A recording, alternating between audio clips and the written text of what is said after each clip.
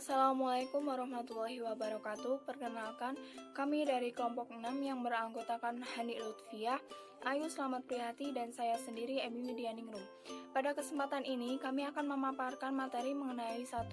Penyimpangan perilaku, 2. Pemecahan masalah, dan yang ketiga mengenai konsep pendidikan khusus. Langsung saja kita simak materi berikut ini. Kemudian saya akan menjelaskan mengenai pengertian perilaku menyimpang.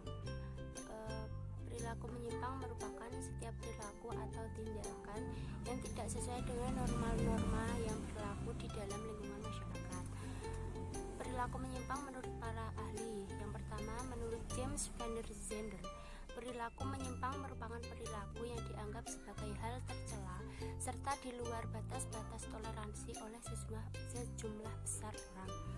Kemudian yang kedua, menurut Bruce J. Cohen, perilaku menyimpang merupakan setiap perilaku yang tidak berhasil menyesuaikan diri dengan kehendak-kehendak masyarakat atau kelompok tertentu dalam masyarakat. Yang ketiga, menurut Robert M. Z. Lawang, perilaku menyimpang merupakan semua tindakan yang menyimpang dari norma-norma yang berlaku dalam suatu sistem sosial dan menimbulkan usaha dari mereka yang berwenang dalam sistem itu untuk memperbaiki perilaku tersebut. Kemudian yang selanjutnya adalah teori-teori perilaku menyimpang. Yang pertama yaitu teori labeling. Teori ini dikemukakan oleh Edwin M. Lemert. Seseorang dapat menjadi orang yang menyimpang dikarenakan proses labeling yang berupa julukan, cap, dan juga merek yang ditujukan oleh masyarakat maupun lingkungan sosialnya. Yang kedua yaitu teori diferensiasi. Teori yang disampaikan oleh Edwin H. Sutherland ini adalah teori yang penyimpangan yang terjadi karena seseorang harus mempelajari terlebih dahulu bagaimana caranya untuk menjadi seorang yang menyimpang. Kemudian teori yang ketiga adalah teori anomi Robert Camerton. Menurut teori yang disampaikan Robert Camerton, menganggap anomi disebabkan karena adanya ketidakharmonisan antara tujuan budaya dengan beberapa cara yang dia pakai untuk mencapai tujuan tersebut. Yang selanjutnya adalah ciri-ciri perilaku menyimpang. Yang pertama yaitu penyimpangan harus didefinisikan. Hal itu berarti penilaian menyimpang tidaknya suatu perilaku harus berdasarkan dengan kriteria tertentu dan diketahui asal-usul penyebabnya. Yang kedua yaitu penyimpangan dapat diterima dan juga dapat ditolak. Yang ketiga, penyimpangan relatif dan juga penyimpangan mutlak. Hal itu berarti perbedaannya ditentukan oleh frekuensi serta kadar penyimpangannya. Yang keempat, penyimpangan pada budaya nyata ataukah budaya ideal. Hal itu berarti budaya ideal merupakan seluruh peraturan hukum yang berlaku atau hidup di dalam suatu kelompok masyarakat. Antara budaya nyata dengan budaya ideal akan selalu terjadi kesenjangan. Yang kelima yaitu terdapat norma-norma penghindaran dalam penyimpangan. Norma penghindaran merupakan pola perbuatan yang dilakukan orang guna memenuhi keinginan mereka tanpa harus dengan menentang nilai-nilai tata kelakuan secara terbuka. Yang terakhir yaitu penyimpangan sosial bersifat adaptif. Hal itu berarti perilaku menyimpang adalah salah satu cara untuk menyesuaikan kebudayaan dengan adanya perubahan sosial. Selanjutnya, sifat perilaku menyimpang. Yang pertama yaitu penyimpangan positif. Penyimpangan positif adalah penyimpangan yang terarah kepada nilai-nilai sosial yang didambakan, walaupun cara yang dilakukan berupa penyimpangan dari norma yang berlaku. Contohnya adalah penyimpangan positif yaitu seorang ibu yang menjadi tukang ojek guna menambah penghasilan keluarga. Yang kedua yaitu penyimpangan negatif. Penyimpangan negatif adalah tindakan yang dipandang rendah, melanggar nilai-nilai sosial, dicela serta pelakunya tidak bisa lagi ditolerir oleh masyarakat. Contohnya adalah pembunuhan, pemerkosaan, pencurian, dan yang lain sebagainya. Selanjutnya adalah jenis perilaku menyimpang. Yang pertama, jenis-jenis penyimpangan berdasarkan kekerapannya, yaitu A. Penyimpangan primer. Penyimpangan primer adalah penyimpangan yang sifatnya sementara atau temporer. Kemudian penyimpangan sekunder, yaitu penyimpangan yang dilakukan oleh seseorang individu secara terus-menerus meskipun pernah mendapatkan berbagai sanksi. Kemudian jenis-jenis penyimpangan sosial berdasarkan jumlah orang yang terlibat, yaitu A. Penyimpangan individu. Penyimpangan individu merupakan penyimpangan yang dilakukan oleh seorang diri tanpa ada hubungannya dengan orang lain. Yang kedua yaitu penyimpangan kelompok. Penyimpangan kelompok merupakan penyimpangan yang dilakukan secara bersama-sama di dalam suatu kelompok tertentu. Yang ketiga yaitu jenis-jenis penyimpangan berdasarkan sifatnya, yaitu ada A. Penyimpangan bersifat negatif.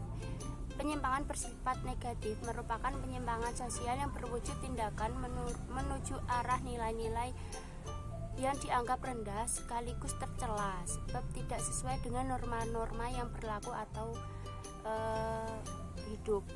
Kemudian penyimpangan bersifat positif, yaitu penyimpangan bersifat yaitu merupakan penyimpangan sosial yang mempunyai dampak positif pada sistem sosial sebab dianggap ideal dalam masyarakat. Selanjutnya yaitu pengertian pemecahan masalah perilaku atau sering disebut dengan problem solving.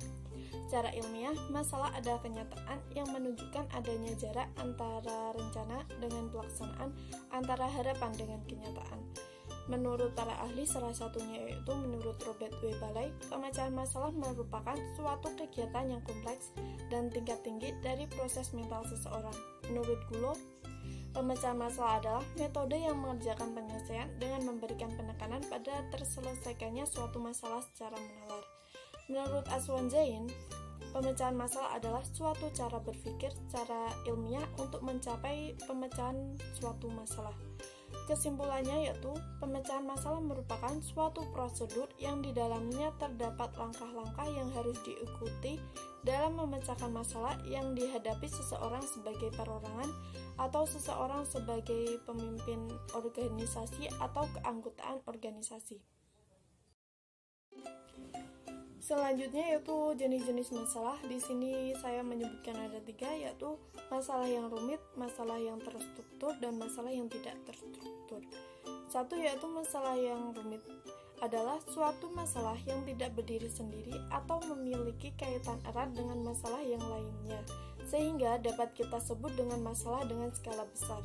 Contohnya yaitu masalah yang berkaitan dengan keuangan perusahaan yang berakibat dengan pengurangan karyawan atau mutasi karyawan. Yang kedua yaitu masalah yang terstruktur, suatu masalah yang bersifat rutin dan terjadi berulang kali dan sudah jelas faktor penyebabnya. Contohnya yaitu masalah mutasi, masalah kepangkatan, masalah kenaikan gaji. Yang ketiga yaitu masalah tidak terstruktur, masalah yang bersifat tidak rutin, tidak jelas faktor penyebabnya, pemecahan masalahnya pun rumit dan lebih lama. Kemudian yaitu tujuan dan manfaat pemecahan masalah.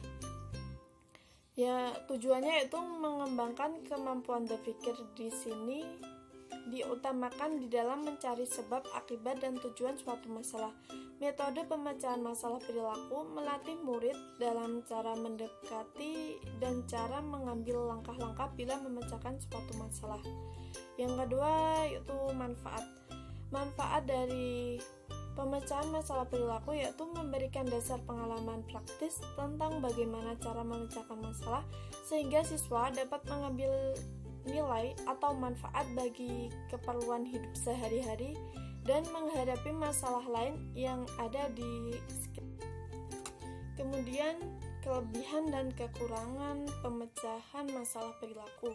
Kelebihannya yaitu 1. Dapat berpikir dan bertindak kreatif dalam menghadapi masalah yang dihadapi siswa atau perorangan itu.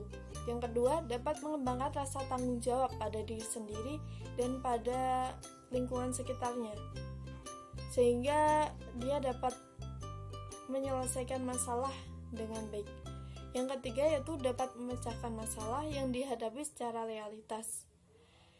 Kekurangannya, kesulitan dalam menentukan tingkatan masalah berdasarkan tingkatan berpikir siswa, tingkatan sekolah, serta pengalaman dan pengetahuan siswa, yaitu perbedaan antara kelas, perbedaan antara umur, sehingga masalahnya tuh berbeda-beda. Yang kedua yaitu menentukan alokasi waktu yang relatif lebih aman untuk para siswa atau perorangan dalam memecahkan suatu masalah. Yang ketiga yaitu ketidaksesuaian belajar siswa dalam pembelajaran pemecahan masalah. Solusi yang diberikan guru yaitu biasanya menggunakan pembelajaran memberikan contoh persoalan, kemudian siswa harus memecahkan masalahnya dengan baik dan benar, baik itu secara individu ataupun kelompok. Langkah-langkah pemecahan masalah. Yang pertama, memahami masalah dengan mengidentifikasi kesulitannya. Seperti kita ketahui, setiap kesulitan dapat menimbulkan masalah, karena itu perlu identifikasi kesulitan tersebut. Yang kedua, memutuskan masalah dengan baik dan benar. Hendaknya kita cari dulu ketentuan secara jelas apakah sebenarnya kesulitan yang menimbulkan masalah. Yang ketiga, mencari pemecahan dengan pemikiran untuk menentukan berbagai kemungkinan yang dapat menyelesaikan suatu masalah. Yang keempat, memilih salah satu cara yang terbaik di antara berbagai kemungkinan.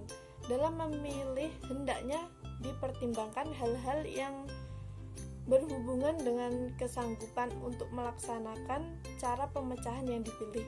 Yang kelima, melaksanakan cara pemecahan masalah yang telah ditentukan. Jangan bertindak salah dalam pelaksanaan dan pilih alternatif terbaik dalam pemecahannya. Yang selanjutnya mengenai konsep pendidikan khusus. Istilah pendidikan khusus secara tradisional dikaitkan dengan anak-anak yang memiliki kelainan khusus atau memiliki kesulitan. Pengertian dari pendidikan khusus, pemerintah mendefinisikan pendidikan khusus seperti yang tertuang dalam pasal 32 ayat 1 Undang-Undang Nomor 20 Tahun 2003 tentang Sistem Pendidikan Nasional yang berbunyi, pendidikan khusus merupakan pendidikan bagi peserta didik yang memiliki tingkat kesulitan dalam mengikuti proses pembelajaran karena kelainan fisik, emosional, mental, sosial, dan atau memiliki potensi kecerdasan dan bakat istimewa. Selain itu, juga terdapat pada pasal 127 Peraturan Pemerintah Nomor 17 Tahun 2010 tentang pengelolaan dan penyelenggaraan pendidikan, yang berbunyi pendidikan khusus merupakan pendidikan bagi peserta didik yang memiliki tingkat kesulitan dalam mengikuti proses pembelajaran karena kelainan fisik, emosional, mental, sosial, dan atau memiliki potensi kecerdasan dan bakat istimewa. Secara umum, pendidikan khusus merupakan penyelenggaraan pendidikan untuk peserta didik yang memiliki kebutuhan khusus atau peserta didik yang memiliki kecerdasan luar biasa yang diselenggarakan secara inklusif atau bergabung dengan sekolah biasa pada umumnya atau berupa satuan pendidikan khusus pada tingkat pendidikan dasar dan menengah dalam bentuk sekolah luar biasa atau SLB. Zainal Alimi mengemukakan pendapatnya mengenai pendidikan khusus, yaitu pendidikan yang disesuaikan bagi semua anak yang mengalami hambatan belajar dan hambatan perkembangan akibat dari kebutuhan khusus tertentu, baik yang bersifat temporer maupun yang bersifat permanen. Sementara itu, istilah kebutuhan khusus akan pendidikan atau special education need adalah kebutuhan hambatan belajar dan hambatan perkembangan yang dialami oleh seorang anak secara individual. Sebelumnya, apa sih anak berkebutuhan khusus permanen dan anak berkebutuhan khusus temporer? Anak berkebutuhan khusus permanen berdasarkan regulasi dalam bidang pendidikan disebut anak yang memiliki kelainan atau anak berkelainan dan anak yang memiliki potensi kecerdasan dan atau memiliki bakat istimewa.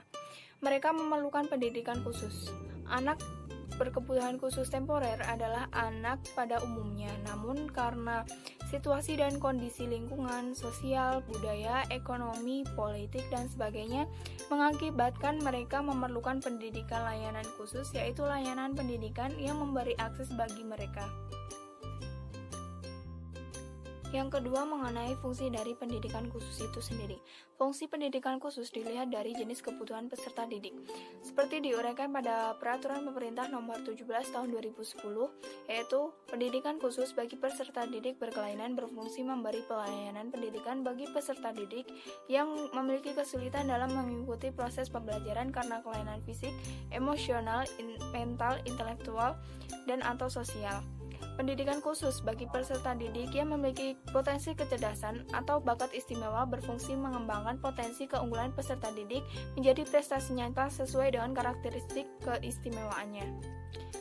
Yainal Alimi menulis bahwa pendidikan kebutuhan khusus merupakan disiplin ilmu mempunyai 3 fungsi, yaitu fungsi preventif, fungsi kompensasi, dan fungsi intervensi. Fungsi preventif adalah upaya pencegahan agar anak tidak muncul hambatan belajar dan hambatan perkembangan akibat dari kebutuhan khusus tertentu.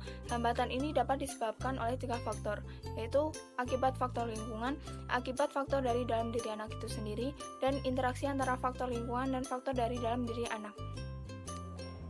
Faktor kompensasi adalah pengertian kompensasi dalam konteks pendidikan kebutuhan khusus diartikan sebagai upaya pendidikan untuk mengganti fungsi yang hilang atau mengalami hambatan dengan fungsi yang lain.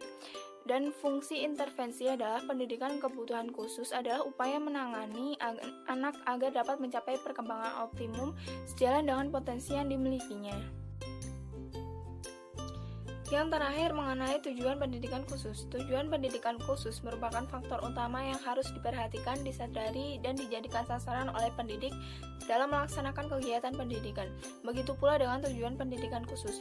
Tujuan pendidikan khusus bagi peserta didik berkelainan bertujuan untuk mengembangkan potensi peserta didik secara optimal sesuai kemampuannya, mengembangkan kehidupan sebagai pribadi, mengembangkan kehidupan sebagai anggota masyarakat, serta mempersiapkan peserta didik untuk dapat memiliki keterampilan sebagai bekal memasuki dunia kerja.